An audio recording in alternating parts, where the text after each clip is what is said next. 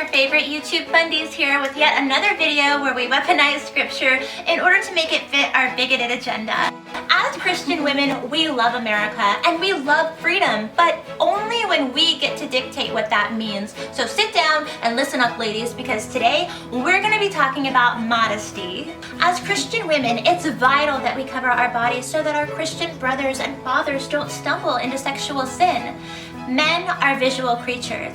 It's been proven by science. You know what else has been proven by science? Evolution. But we aren't talking about that. At its core, modesty is about loving and honoring our neighbor, being mindful of how our actions can affect other people. At least, that's what we say. We'll wear 2 skirts and a turtleneck to the summer barbecue, but we won't wear a mask to prevent the spread of coronavirus. Love thy neighbor. We have to cover up our bodies because who would ever ask a man to be responsible for his sins when you can blame a woman?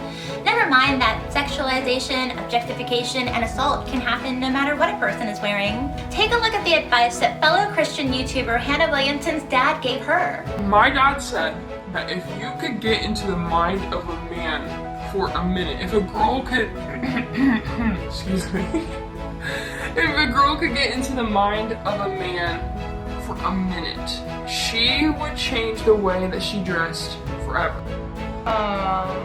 Hannah's dad is weird. He's a pastor. That's creepy.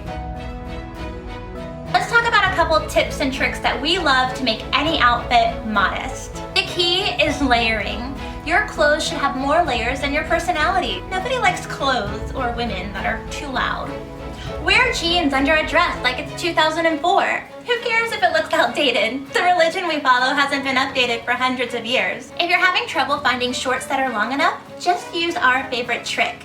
Take an old pair of jeans and cut them the way that Jerry Falwell Jr. cuts a check to his favorite pool boy, or the way pro-life Republicans like to cut the healthcare of the American people. For clothes that aren't fixable, put them in the trash right next to your sense of autonomy.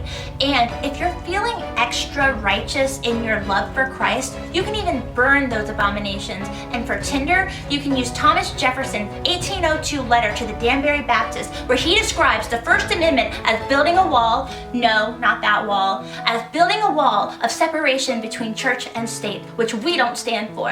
Burn it. Do you ever think it's weird that we have all of these rules and all of these regulations for what is acceptable for women to wear in order to prevent the cardinal sin of lust from occurring, but we don't apply the same principle to any of the other cardinal sins? What? Well, for example, we don't put a limit on how much money a person can earn in order to prevent the sin of greed, and we don't get mad at bakeries and bake shops when they put pies in the windows, and we don't say, oh, stop it, you sinner, you're gonna make me fall into the sin of gluttony. Do you ever think that that's kind of strange? No, I don't think about anything. Okay. Subscribe! Subscribe!